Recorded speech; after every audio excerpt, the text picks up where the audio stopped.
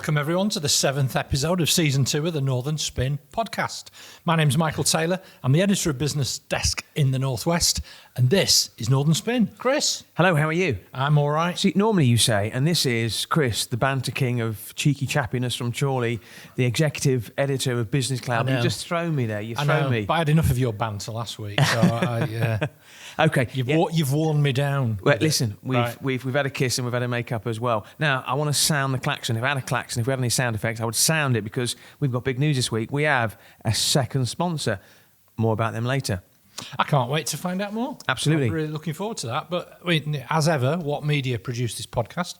They do a great job for us. And it's really sad news. Is Sam Picton, our producer, is leaving to go and work for the RHS.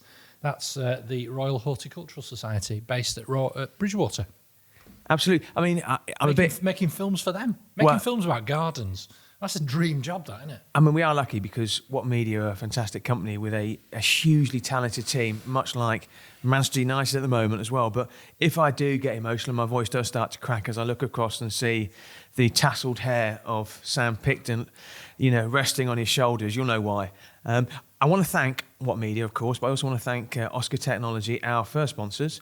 I don't know if you've ever fancied becoming an Oscar Wildcat, have you?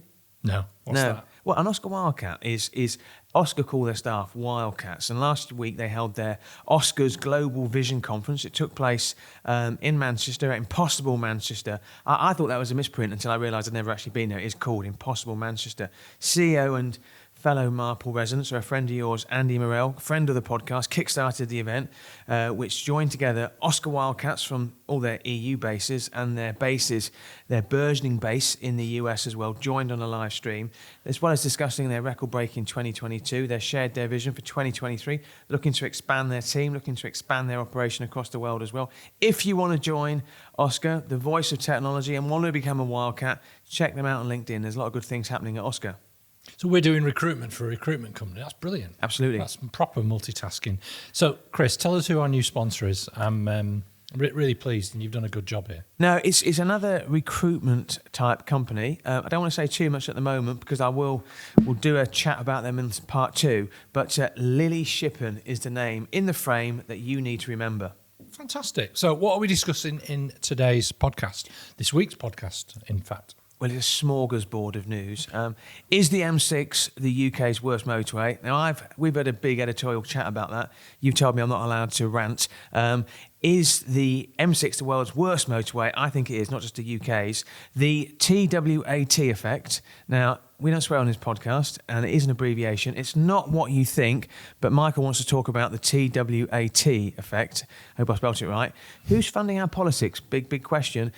Lots of nice feedback about our section last week entitled Who's on Manoeuvres? So we'll be doing that again, and we'll also be looking at some national news. Okay, so Chris, I know you want to talk about free ports, but before our listeners turn off, you've also promised a story of real political intrigue, allegations and vehement denials of wrongdoing, and a lot more besides. You better explain first, though, what a free port is. When we started this podcast, we want to talk about things that are really relevant, not just do clickbait podcasts. We don't do that. And this is a really interesting subject as well. It's got all the ingredients that you mentioned there. So, Liz Truss, remember her, after her disastrous 44 days in office, her idea for investment zones disappeared as quickly as she did. Most people would agree with that. The idea of free ports have been around a lot longer. They've actually been around and then they were disbanded. Now they're back on the agenda. And they're essentially economic zones designed to stimulate economic activity like trade, investment and jobs, especially near shipping ports and also some airports as well. Now, there are certain tax exemptions to goods being imported into free ports, and that makes it very appealing to companies and also very appealing to investors. Well, it's quite topical because, as you know, I've just started a new job in the last month or two as the Northwest editor of Business Desk, and we reported last week that Liverpool, their free port, which they've had for a long time, that's been given free port status under the government's new legislation, along with East Anglia. And, of course, Rishi Sunak was up in Scotland getting a proper kicking from the Scottish media last week when he was launching one on the northeast coast. But it's a big feather in the cap, isn't it, for Merseyside, for Liverpool to have got one. And Liverpool City Region's Metro Mayor, Steve Rotherham's properly seizing the opportunity and using it as a chance to boost Liverpool's status as somewhere to do business. I'm glad you mentioned Steve Rotherham because obviously Andy Burnham gets a disproportionate amount of attention, but Steve Rodham's doing a really good job in Liverpool, I think. I listened to an interview he gave where he spoke about free ports, and he said that people associate a free port with Liverpool from, for years and years and years. Actually, this is a new concept, if you like. It's just uses the same name. He said the actual free port for Liverpool, it stretches 45 kilometres in size. It stretches from the port of Liverpool to the port of Salford, and he was just saying it's so much more than what you assume it is, because people think it's like, oh, you go behind this fence and that's a free port. So it's much more nebulous than that. What I want to talk about is actually the one in Teesside, the free port in Teesside. Absolutely, your friend, the Teesside mayor, Ben Houchin. It's his brainchild. Need to give a bit of background. So during last week's PMQs, Alex Cunningham, who's the Labour MP for Stockton North, stood up, threw an absolute political grenade into the mix. He knew what he was doing. But because of something called parliamentary privilege, MPs have legal immunity, so they can't be sued for things they say in the House of Commons, which is the reason a lot of MPs drop these hand grenades in, because they know they can't be sued.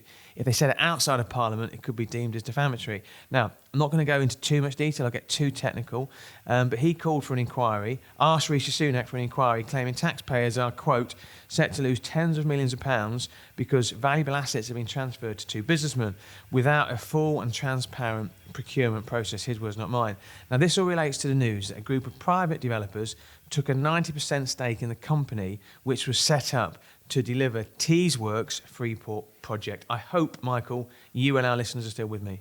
Yeah, I am. I think it's an interesting one because it's Private Eye have been reporting a lot on this, which is a fortnightly, scurrilous newspaper magazine, which I always really enjoy. I've been buying Private Eye since I was a teenager. It's absolutely fabulous. Great investigative stories, lots of funny quips as well, all the way through it. But satire. But they do some really, really decent investigative stuff as well. And I've got this here for the benefit of the people who actually watch us on YouTube as well. And it's absolutely right. Ben Houchin, who's the Metro Mayor for Tees Valley, who's, I think, carved himself a bit of a niche as the kind of the alternate, the anti-Andy Burnham in many ways, as the kind of the Tory version of what a Metro Mayor can be. He's a bit of an outlier in that regard, because most of them in the north, of course, in fact, nearly all of them except him are Labour mayors.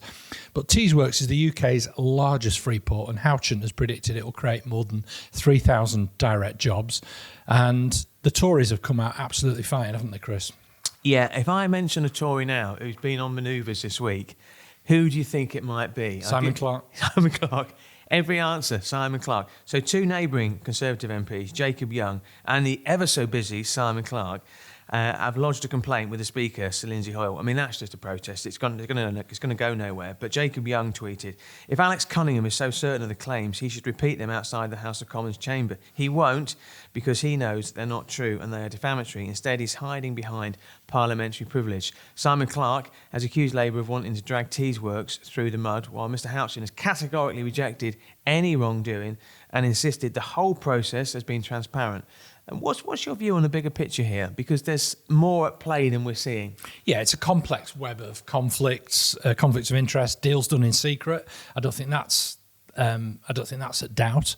But you can't read any of the coverage of this, either in Private Eye or in regional newspapers like the Gazette up there in Teesside, and think that Ben Houchin isn't kind of up to something, because it just doesn't feel right. Even if he has got nothing to hide, as he absolutely claims, he's behaving as if he has. And that's before we even start discussing crabs. You're asking me about crabs again? Yes. Ben Houchin will, of course, deny any wrongdoing, and he'll also say that the whole process is transparent. The reason you mentioned crabs for is because when Mr Cunningham, Alex Cunningham, stood up in Parliament last week and asked for an inquiry, he also repeated calls for a thorough investigation into the death of loads of crabs and crustaceans along the northeast coast. Incidentally, this podcast, Northern Spin, is not diminishing, the level of devastation. Yeah, just let me briefly just sum up what's happened. So there has to be dredging, right, of a former industrial site where all sorts of stuff's been dumped into the sea, and of course chemicals is a big industry up there in the northeast. So there's all sorts of stuff on the seabed. The allegation is that the dredging of the docks has thrown up all sorts of nasties into the sea, and that has in turn, as the tide's gone out, killed loads of sea creatures, and they've been washing up on beaches all the way down to Scarborough. And And marine biologists have said, yes, this isn't as a result of algae, which is what Ben Houchen's excuse for it is. He's also tried to claim that this stuff started happening before dredging started, which I think is open to some debate. And I think it's quite right that Alex Cunningham, as an MP for that part of the world, should quite rightly ask for an inquiry. I mean, Ben Houchen on Twitter said, apparently pointing out that time travel isn't possible and that work at the Freeport didn't start until 11 months after the die-off occurred is a smear. So it is a real whodunit. And I think a lot of people are watching this as well because the Conservatives look to Ben Houchen as the voice of the North, as the Red Wall seats, don't they? Yeah, they do. He's a real darling of the Conservative Party in the Red Wall seats. I think you've got a theory about him that he might end up in the House of Lords at some point if Labour win the next general election. I think there's some merit in that. I can see that happening. But that would probably rule him out from being a future leader of the Conservative Party, which I think might well be in his sights. What do you think? Well, I spoke to a couple of people up there, very influential, and I asked them what they thought of Ben Houchen. And the view was he's very, very passionate about the area. He tries to sell a much more positive story of Teesside. He looks very much to the future of Teesside rather than the past because it has gone through a period of troubles. It has been troubled. I'm also told that he's probably too invested in the airport. He's not really a details man. Because that's the Tees Valley Combined Authority invested in Teesside Airport, didn't they? He does a lot. And they promised a direct flight to London, which hasn't happened. Yeah, he does a lot of stuff on social media about the airport as well. And we've spoken about other airports regionally in the north as well. Is there a market for it? He argues that there is. So some people think he's too closely attached to that. He's not really a details man. He does other governments here. He posted on LinkedIn last week pictures of him with Jeremy Hunt as well. And like you just mentioned there as well, he's tipped to get a peerage, tipped to go into the House of Lords. I don't think he'll go in at the moment, but if the Conservatives were to lose the next general election, I think he very well could. Okay. Now, Michael, you've spoken about Freeport, which I asked. Something you want to talk about, which is an issue that affects everybody, and we're both interested in, is how our MPs are funded. And you've done some stuff last week at Business Desk. Yeah, we did. We did a great story last week on Business Desk about IX Wireless, a business registered on a business park in Blackburn, but can be traced back through all the various companies that are associated with it and that own a controlling interest in it, to be controlled ultimately by Lord James Wharton, a former Tory MP for Stockton South. And as well as putting up hideous phone masts in suburban streets, they've paid £138,000 to 25 Tory MPs in northern Red Wall seats. Now, this was a real bringing together of my worlds, because in my job working for the Labour group on Stockport Council, one of our councillors, David Mellor, kicked up a proper stink about a wireless mast being installed on an estate in his ward in Cheadle Hulme North, with no protest from Mary Robinson, the Conservative MP for Cheadle. And as it turns out, from looking into this, she's received donations from IX Wireless, the firm behind those masts. Anyway, the reason I was able to do this and delve into it and find out which MPs have been in receipt of donations from IX Wireless was because of this new tool that's been created by Sky News and Tortoise Media, a fantastic media startup of which I'm a member, subscriber to, whatever. And it all really then starts to link together what it is, how it is that MPs are funded. I mean, most of us just think MPs get a salary from the parliamentary estate, that they run their offices, but it's much more shady than that. And the amounts of money going into MPs' offices and where the money comes from, what they go to fund. You have to put FOI requests in some instances to find out, whether different organisations would fund MPs. But this tool that Tortoise and Sky have produced is fantastic. It's a godsend for journalists. Yeah, I mean, we're both journalists fundamentally, so we'll suggest things to discuss on Northern Spin, but we'll, checks and balances on both sides.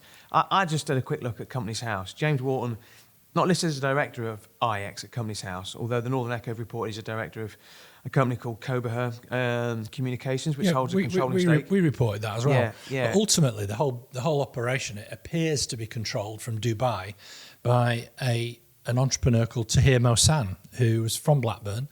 And he set up a PC distribution business and manufacturer called Time Computers. Remember them? I do remember them, yeah. And old enough. And their advertising was by Leonard Nimoy. Yeah. They used to do TV ads with Mr. Spock from Star Trek. Yeah. And they sponsored Blackburn Rovers in 2 of our most successful seasons of recent years. But moving swiftly on, not just want to talk about Blackburn Rovers' good times. Yeah.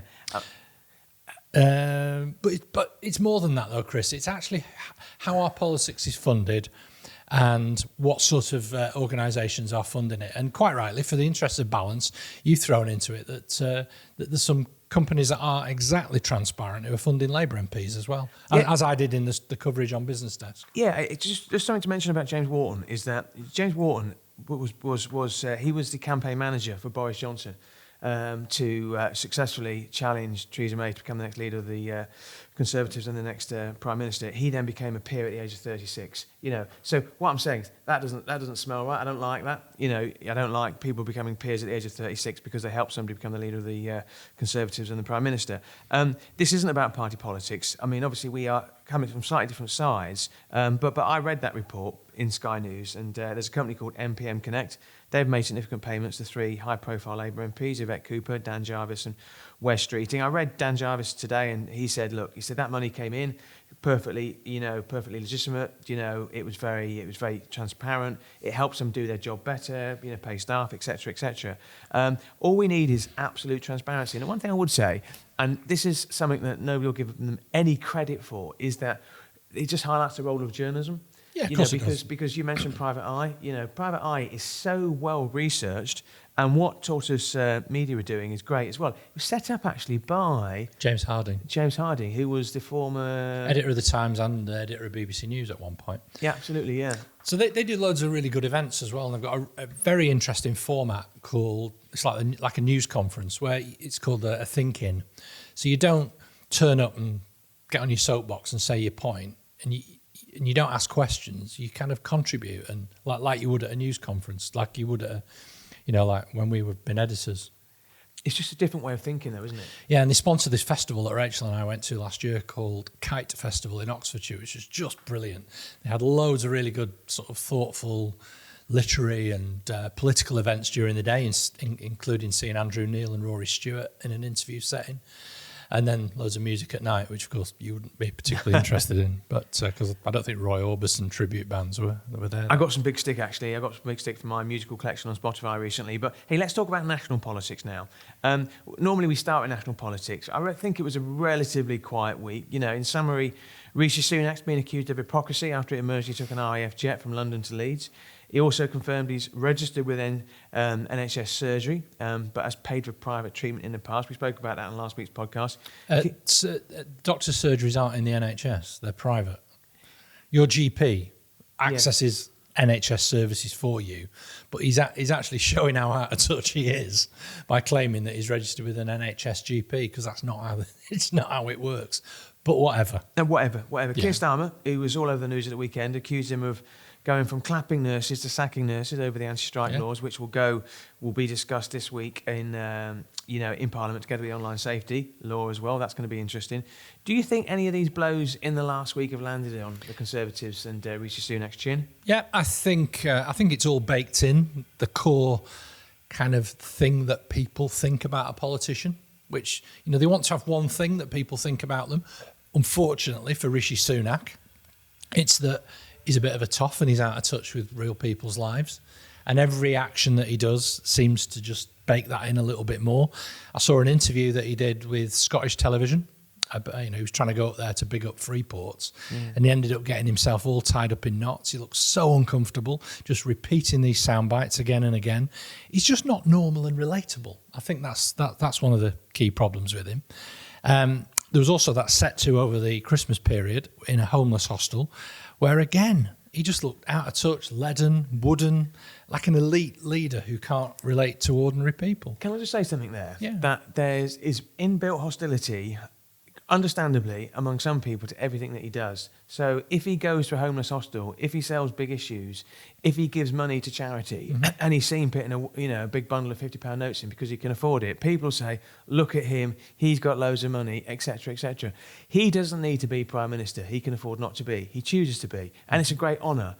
All I'm saying is there is some inbuilt hostility to everything that he does. I think he is a wooden, presenter, but I also think he's an honourable guy. compared to Boris Johnson. Well, who that's isn't. not hard. Not No, exactly a low no. bar, is it? No, I think there's something in that, but the out of touch thing, there are a number of things that better, more skilled politicians could have dealt with that issue with the homeless guy in a hostel at St Mungo's, it was in London, during the Christmas period, where they ended up having a chat about going to work at Goldman Sachs. And I just thought, other politicians said, listen, are you getting the help? He could have said, are you getting the help you need? Can we try and find you some support to help you get a job, do what you do? It must be dreadful living as you're having to do and coming here. He didn't come across as empathetic, is my point. And his behaviours keep on, as I said, cement this, bake it in, whatever metaphor you want to use. I think that's a fair point. I mean, we've spoken before about Liz Truss not being empathetic. I don't think he's empathetic, but it's a different type of a gap. And the canny thing that Labour are doing as well at the moment, if you watch PMQs, Rachel Reeves, when she does a set to, or Keir Starmer, or any of the people who the public will see saying things about the Tories, they're not playing the Rishi Sunak tough card. But you see people like Cat Smith, the Labour MP for Lancaster, at PMQs last week, asking questions that really highlighted Sunak's kind of lack of connectivity with ordinary people. But for me, Chris, the most disturbing story that I read last week was in the right-wing magazine, The Spectator, where they're talking about political strategy. So, fair enough. But, the Tories want to set a trap for Labour on the vote-winning issue of small boat crossings.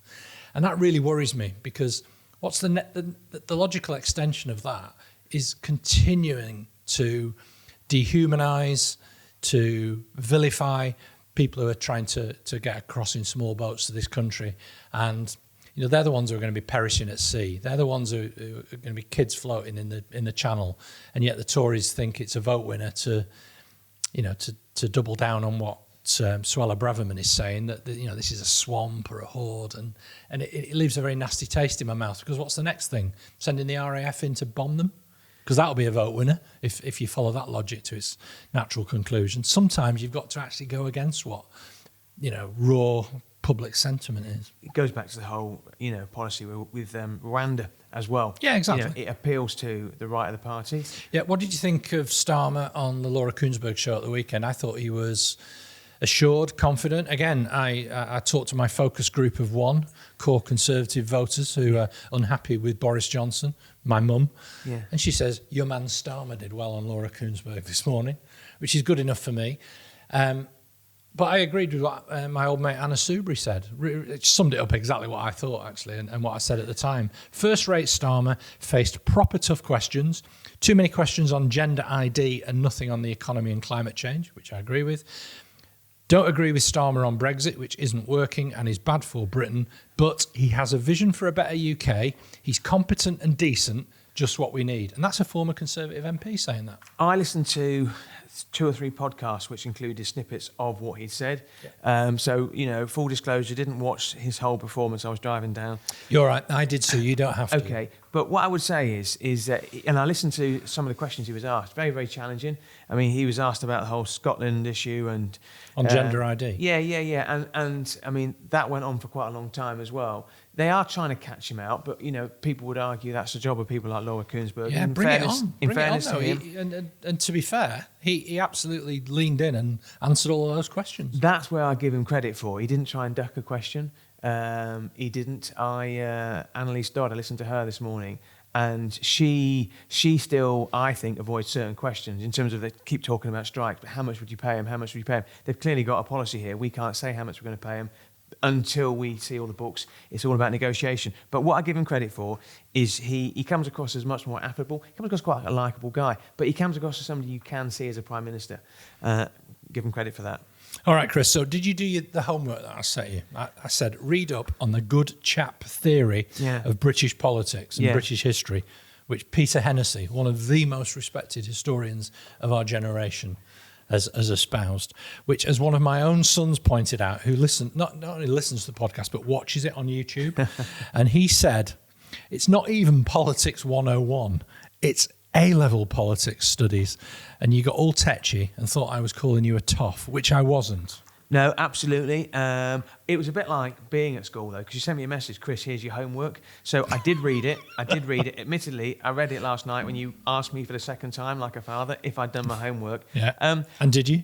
Yes, I did read it. Yeah, I did read it. Actually, I wouldn't say I was tetchy last week, and I did mischievously, tongue-in-cheek, point out the fact that you live in a huge, sprawling mansion in Marple, which you don't. Just before Mrs. Taylor gets in touch, that was just me being mischievous. You don't. And inaccurate. I'm not going to go the other way and say you live in an ordinary house because you don't live in because that would I'd then cause offence that way. Move on. Now, stop digging. I did the homework you set me. The article you mentioned, dated 2021. Very pertinent at the time because obviously Boris Johnson was a Prime Minister. And it's true in a sense that he's a good chap. So because he's a good chap, you think he must be a good person. Not true. You can be a bad chap. The interesting thing is how many MPs are willing to overlook people's indiscretions because they get them into Parliament and they win next general elections as well. I do agree with that. Would you vote for somebody who you knew was a bad chap? Me personally, absolutely I wouldn't. That's why I was very, very open and very forward in my absolute criticism of Boris Johnson. If he told me he's got the morals of an alley cat, if he told me it was raining, I would check. I just don't believe a word he says. But a lot of politicians, at least 100, were willing to take him back when he was rumoured to be standing after Liz Truss resigned. So I did read the piece. I think too many people are willing to overlook the misdemeanours of our leaders, and that just becomes a race to the bottom, and that's not good for anyone. Absolutely. So should we go to a break and then come back with more discussion about our local and national politics? Absolutely.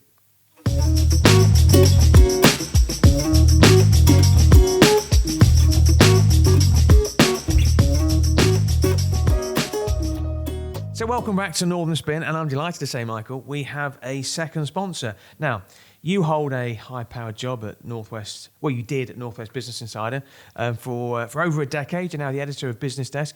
You've interviewed thousands of CEOs and MDs in your time. In your experience, how important is a personal assistant or an executive assistant? Well, I'm not lying, Chris, when I say that many of our chief execs and MDs across the Northwest that I speak to couldn't function without their personal assistant or executive assistant. I'm not talking out of turn, but loads of business leaders that I know really use their PAs as a sounding board and a huge part of their success. So same in the university sector as well. I couldn't agree with you more, Michael. Lily Shippen is a specialist recruitment agency for HR and business support staff. Bases in Manchester and London, Lily Shippen recruit a range of roles, including EAs, PAs, office managers, receptionists, HR business partners, and many more. They work with businesses of all sizes, and they are experts in placing exceptional people with exceptional businesses. They don't just know how to recruit HR and business support staff, but they know when to recruit, and that's critical. So if you're an MD or a CEO or a business leader in the North or anywhere else, remember the name, Lily Shippen. Now, Michael, as you know, I don't like swearing, so we are approaching this with caution, but you want to talk about an acronym to describe people who only come to the office on Tuesdays, Wednesdays and Thursdays. Tell us more without offending our older audience. Okay, well, offending anybody. So it's TWATs are an increasingly common phenomena post-pandemic. It's people who work on Tuesdays, Wednesdays and Thursdays in the office, but they work from home on Monday and presumably go hiking up mountains with fresh walks on Friday, or play golf or whatever, or work from home on Fridays. But joking aside, what it's meant is that it's hollowing out our city centres. So there's a report in the Yorkshire Post last week about Leeds in particular, that it's becoming a 3-day-a-week city. On the other hand, though, there are suburbs where people work from home are seeing a moderate boom in coffee shops and shared working spaces because there are more people using their local amenities, popping in for a skinny latte when they take the dog for a walk in between Zoom calls. But, this is one of the accelerated trends that's happening. I think the way that our local politicians are thinking about where they place commercial spaces, housing space, industrial units, it's all being thrown into the blender. And how we live and work is changing really quite radically, and how we think about the future. So I think it has some genuine political implications. What do you think? Well, I think the piece you mentioned about, Leeds is spot on, actually. I mean, it's significant. Their own analysis says the footfall is down 26% at the start of the week. I mean, I driving to Manchester for this podcast. I left home today at 6:30. It was rammed on the bottom of the M61. Coming into Manchester was busy, and walking across town today was busy as well. So I've seen it for a long time, even before COVID, where we were seeing a 4-day cycle, where a lot of people were working at home on a Friday. I don't know if it's happening now in terms of the Monday as well. I think after Christmas it seems to have got a bit busier in terms of workers coming into cities. A lot of companies have introduced 4-day weeks, and during the pandemic there were question marks raised over the future of offices. Companies have recognised, I think, that offices, rather than being a place that people actually work, they collaborate, they become collaboration spaces. So there's a chap called Will Lewis at OBI, they've been in Manchester for over a decade now. He does a lot of work, a lot of analysis on this, and he reckons the pandemic brought about a decade of change in the commercial property sector in just under 2 years as well. Like I say, I can only speak about my experiences, but I looked at Andy Morell, Oscar Technology, obviously a sponsor of the podcast. He wrote an interesting piece on LinkedIn last week as well. He went down to London to say that he was struck by how busy it was, and he said that the percentage of fully remote roles that Oscar is briefed on has declined significantly by a larger amount over the past few months. Now that's really important, because there's been this situation where it's been an employee-led market, and a lot of people are going into job interviews and saying, I'm only going to work for you if I can work remotely 5 days a week. Andy Morell at Oscar saying they're seeing less of that. I don't know if you're seeing less of that. I'm not sure. I think it's a long-running trend that's going to take a while to sort of play out. And how it's going to shake up retail in the city centre is interesting. I noticed there's a business called Atkinson's, which is a specialist coffee producer based in Lancaster originally. They've got a really, really nice unit at Mackie Mare, that artisan market just at the top of Manchester's northern quarter, and they're pulling out. You know, the guy said it's a really difficult decision, but sometimes you just got to tactically withdraw, and that can only be coming about because it's not getting the footfall that they need, and that costs are going up. So, yeah. Well done for not swearing, Michael. Yes, I didn't. I managed to swear when we were mentioning... Oh, yeah. Anyway, moving on. We had a great response to our new section last week, which we called On Manoeuvres, which I think is a really good way of framing and offering insight about what politicians are up to, rather than just assuming that what they're saying is sort of sits in isolation. And they're not always politicians that we're going to talk about in this section. But who do you want to start with in our On Manoeuvres section this week, Chris? I don't want to go into detail about him, but I'm just going to mention him in passing. Conservative MP, or was a Conservative MP, Andrew Bridgen, who said the Tory whip removed from him last week for spreading misinformation about vaccines and comparing the vaccine rollout to the Holocaust, which was quite frankly offensive. I listened to an interview today from Matthew Syed, and Matthew Syed was making the point, very intelligent guy, saying actually, as an MP, he should be able to voice concerns, you know, but you can't quote things as fact. You can't say, I spoke to a cardiologist, and then start linking it to the Holocaust. And then, you know, it's just dreadful, just dreadful. I mean, do you want to waste any more time on Andrew Bridgen? I was just going to say, he said, well, I'm not going to give him the oxygen of publicity whilst giving him the oxygen of publicity. Yeah, I just felt like I say, I don't want to stop people at source by, you know, discussing controversial subjects, but there is a way of doing it. And I think Andrew Bridgen overstepped the mark this week. Now, I'm going to start with your friend, Boris Johnson. Now, I listen to the Spectator's podcast. You call it a right-wing, think tank publication, but they've got a podcast called Coffee House Shots. I like it because it's short and sweet. Saturday's podcast was entitled "Is Boris on Manoeuvre?" So clearly they're fans of the Northern Spin podcast. Now, talk of Johnson's political comeback just won't go away. He's clearly doing nothing to quell those rumours. Sean O'Grady compared the former Prime Minister to a scorpion and wrote in The Independent, I quote, just as he saved his party in 2019, he's helping to smash it in 2024. You just can't keep a bad man down. Sky reported that he would agree not to challenge Rishi Sunak in exchange for getting a safe seat in the next general election. He's the MP for Uxbridge, which has got a majority of 7,000, and the thinking is that that's not enough to stay in power. A couple of interesting stories last week, because he had a picture unveiled at him in the Carlton Club in London, which is where it all came unravelling for him, because that's where Chris Pincher allegedly committed his misdemeanours as well.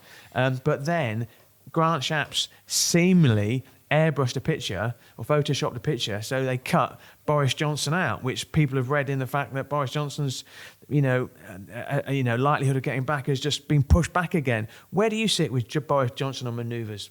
Well, you just can't trust him, can you? So he's offering to Rishi Sunak to get a safer seat in return for behaving himself. People close to Boris Johnson, not Boris Johnson. Well, it's Boris Johnson, isn't it? Yeah. But you just absolutely wouldn't trust him with anything. And the other story over the weekend was the Sunday Times reporting his financial arrangements, his dependence on an £800,000 rolling credit facility by a cousin in Canada. He's also got substantial outgoings for ex-wives, mystery children, his high-maintenance wife, Carrie Antoinette. And I just think all of this is just flooring his judgment and for the decisions that he's making. He was meant to have been running the country during a pandemic, and clearly his thoughts were on about the wallpaper in the number 10 flat. I think he's genuinely flawed.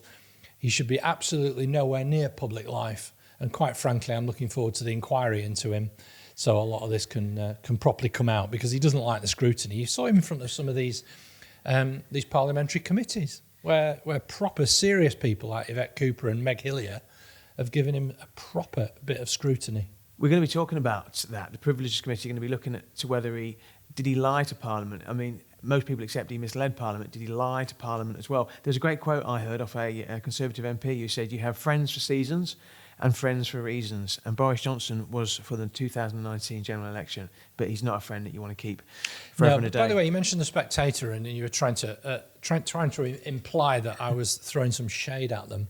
I bought the Spectator Christmas special and the New Statesman Christmas special, which I subscribed to, full disclosure. Yeah. I actually found the Spectator much better written. Yeah. I really enjoyed it. I used to subscribe to it when the Tories were in opposition, because I was interested in kind of new ideas that were coming from the centre-right in the David Cameron, George Osborne era. And I was really interested in someone who wrote for them a lot at the time called Philip Blond, who had a whole theory about Red Tory, which was the early synthesis of the what became sort of, I suppose, Red Wall Toryism. So just to be absolutely clear, I think there's a lot about the Spectator that's good. There was a really good piece that their editor Fraser Nelson did about, don't underestimate Keir Starmer and what he's achieved, which I thought was very fair and balanced. Well, I listened to Isabel Hardman last week. Oh, she's brilliant. She is brilliant. She is fantastic. And she was talking about, she's writing a book about the NHS. And it was just really, really informed, really insightful. Yeah, she's good. She wrote a book about, she called it, I was going to say the National Health Service. Yeah. But it was, anyway, the Natural Health Service. That was what the book was called. It's really good, and it quotes my friend Michael de Paula in it as well. Yeah. No, Isabel Hardman's a really, really good journalist. And yeah, so let's not just say that I nail my colours to centre-left masts all the time as you try to...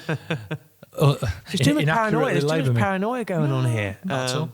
But no, more than happy for you to come back on that one. Anyway, a couple of other names that I'd like to file under On Manoeuvres. Kim McGuinness, the Police and Crime Commissioner for the North East. I think she's a pretty good candidate for Metro Mayor for the North East, to potentially be a challenger to not make it all home and dry for Jamie Driscoll, the North of Tyne Metro Mayor. I've also been reading Lisa Nandy's book. I don't think she's on Manoeuvres, Chris, but she's certainly box office at the moment.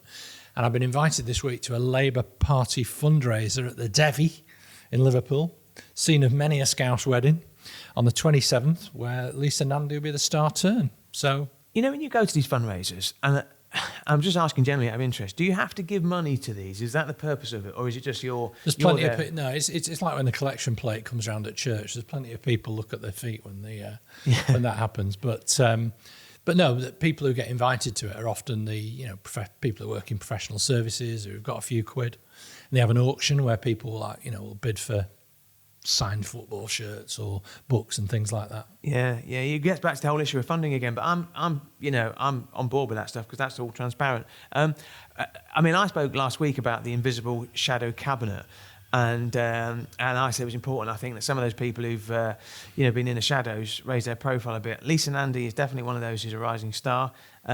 Like you, that's not to say she's on manoeuvres, but I think she's definitely, you can see her having a much higher profile as and when the Labour Party form the next government. I think Kim McGuinness is a really good shout by you, actually.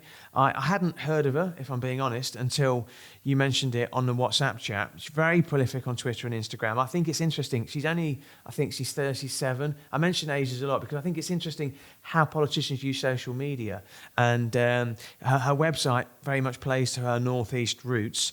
I read the Newcastle Chronicle. They identified her as the biggest threat to the North of Tyne Mayor, Jamie Driscoll, becoming the Metro Mayor. If she's not already on manoeuvres, I think she's positioning herself, because you could see how she would be quite an easy sell to be the next Metro Mayor, because that's on the back of this huge devolution deal in the Northeast as well. So I think there's a good chance she might be on manoeuvres. Great stuff. So we're going to go to an interval now, and after which we're going to ask, is the M6 the UK's worst motorway?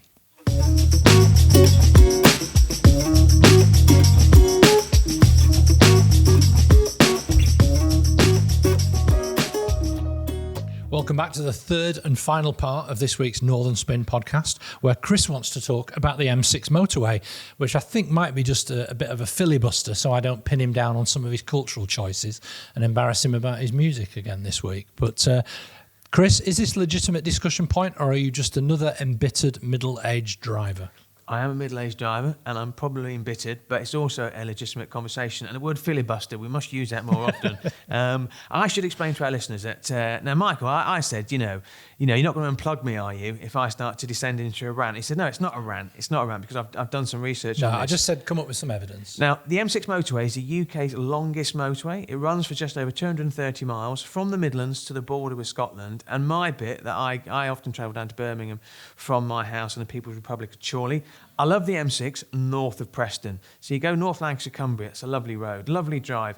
The section of motorway from junction 26, which is the where it meets the M58 junction, to around junction 13 in Staffordshire, has been the bane of my life for so many years I can't even begin to mention. So I'm not going to unplug your microphone, but give us some of the evidence about what's been going on. Why is it such a nightmare? Because I take the M6 when I go and visit my family in Lancaster at weekends, and the only thing I've noticed about the M6 north of Preston is that somebody's written in yellow paint on some of the bridges around Garstang, "Are you a middle lane moron? Move over, you moron." Yeah. Which is I think it's hilarious. Yeah, actually. Absolutely. And I probably... Are you a middle lane moron? No, I'm not, and I probably agree with the sentiment, but I don't flash people, incidentally. I don't flash people when they're in that middle lane. Bet you overtake on the inside, though, don't you? I go within the speed limit, and we'll move on, because I'll then start to sound like I am ranting. I bet you don't. I bet you do about 80. No, I don't, actually. I don't. I've got a reputation for being quite slow, but not in a middle lane. I want to talk about the M6. Okay, so this week I'll be driving down, doing a round trip to Derby, and there's the announcements that came over the M6 to say that between junction 23 and junction 26 this week, it's going to be closed northbound. Okay, thereby forcing me to make a detour, probably down junction 21 to go on the M62. Okay, now you need to understand the background to this. This is junction 21A to junction 26. That's a 10-mile stretch of motorway. They're going to be upgrading it to an all-lane running smart motorway. And a smart motorway is different kettle of fish entirely. Motorists had to endure 4 years of speed reductions on the 18-mile stretch of the motorway between junction 13 for Stafford and junction 15 for Stoke-on-Trent for the installation of a smart motorway. And for what? For what? I mean, where are we any better off? I don't think so. And what I did is I put it on social media and LinkedIn, and I said, "Hey, what's your view on the M6?" And you've looked at some of the responses. This isn't just me, is it, Michael? Yeah. To be fair, you did. You put it out there. I can't get excited about all of this, Chris, but, keep going on. So Lee Petts says it just needs a pay and display machine fitting, and then it can legitimately be called a car park. That's quite funny. I think smart motorways are death traps, says Dr. Colleen Bass.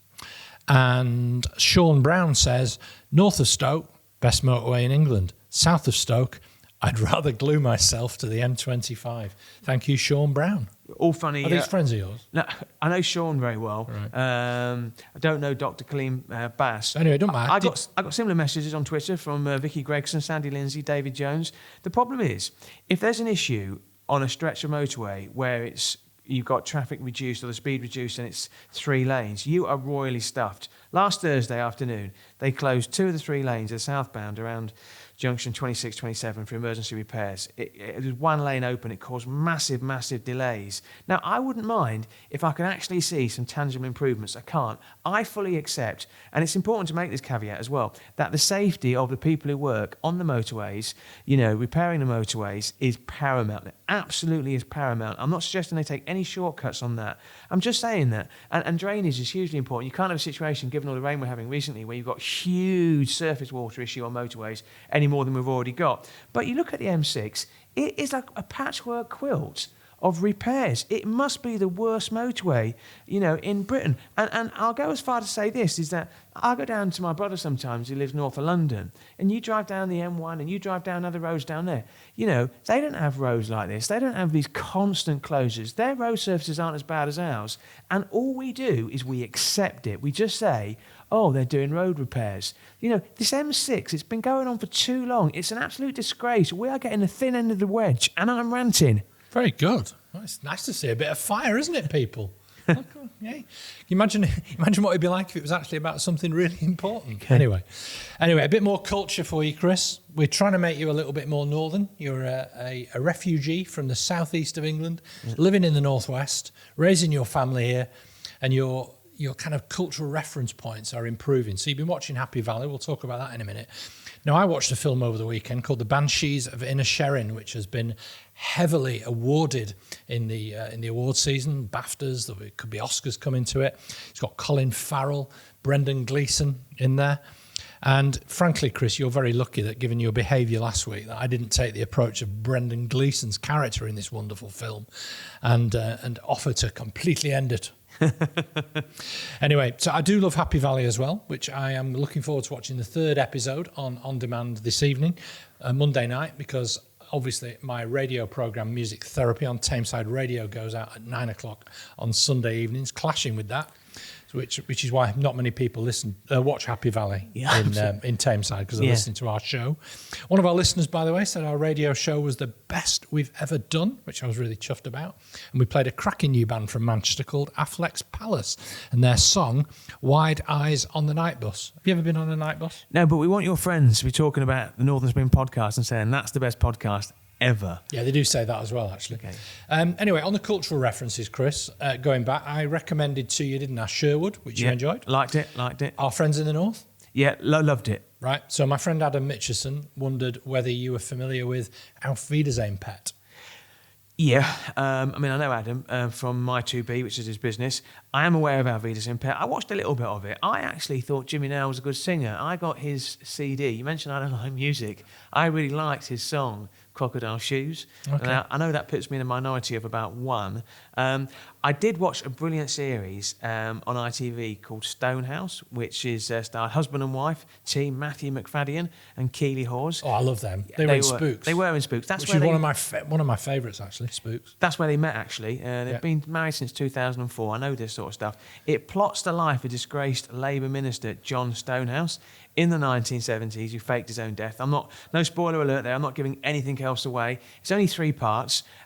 We talk about politicians, we talk about the need for transparency, but you go back to the 1970s and John Stonehouse was a wrong un. A brilliant programme. Really enjoyed that one. You mentioned films. I will keep an eye on that one that you mentioned, the Banshees of Inisherin, with your very good impression actually of Brendan Gleeson. But I watched one at the cinema. I don't go as much as I'd like. A Man Called Otto, starring Tom Hanks. Now, if you've not seen it, I really recommend it. It was the first ever film I've watched where, the credits come at the beginning and it says themes of suicide in. I watched it with my two... like a warning? Yeah. Right. And it's a reoccurring theme. I mean, once again, no spoiler alert, he's dealing with the loss of his wife and he tries to kill himself. And that makes it sound like a really morose sort of subject matter for a film. The opposite. It's just a brilliant film. And can you remember a bad Tom Hanks film? No, I can't. No, he's always good. Yeah, I like Forrest Gump. I liked Apollo 13. Captain Phillips. Philadelphia was one of his best ever films. Philadelphia, Forrest Gump. Big. I didn't like Big. No, the one that I thought wasn't his best was Polar Express. But to be fair, he was an animation and that was more of a voice, but he looked like him as well. Interesting fact, actually, Tom Hanks' son stars as the young Tom Hanks in this film, a man called Otto, and was very, very good. Right. So we're going to be recording a bonus episode of the Northern Spin podcast on the 19th of January at the Better Business Summit that's being held at Manchester Metropolitan University. We'll have a few guests, different people who are going to be speaking at the event, going to be dropping in for a bit of a chat with us. The whole theme of the event is that business can be done in a different way. I think it's something that's reasonably close to politics and business, the things that usually that we think about and talk about. So I think it's a good opportunity to think about how business can work with politicians to address things like the climate emergency, cost of living, stuff like that. I think it's important that we get out and about with the Northern Spin podcast and meet people and understand what their views are as well as growing our audience. Yeah, good. So that's pretty much it for the 7th episode of season 2 of the Northern Spin podcast. We're also on Apple Podcasts, so please review us, give us a 5-star rating on Spotify or wherever you watch or listen to our podcasts. Put us some comments on the YouTube channel. I was alarmed to discover how many people watch us on YouTube. And last week, Chris, you said that we raced up the Apple charts and that we overtook something called the Milk the Cow podcast, which you were very animated by. Yeah, I was. What's the significance of that? It sort of passed me by a bit. Well, I just like the name. Okay. A podcast called Milk the Cow. I thought it'd be a podcast for farmers about milking cows, but in fairness, I think Milk the Cow might have moved back above us. Don't know if you saw what I did then, but yeah, there's so many podcasts out there, and what really helps is getting people to subscribe to our podcast and also getting people to comment. I mean, we've had some really good reviews. I think our average rating is 4.9 stars as well. So if you can spread the word, get as many people talking about Northern Spin in a positive light, and then we can move above Milk the Cow podcast again this week. Yeah, so follow us on Twitter as well at Northern_Spin1. Watch us on YouTube. Thank you, as ever, to What Media, in particular Sam Picton, which is his last show producing us. Our sponsors as well, Oscar Technology, and of course Lily Shippen now, and of course to Elliot Taylor for providing the music. I'm Michael Taylor. And I'm Chris Maguire.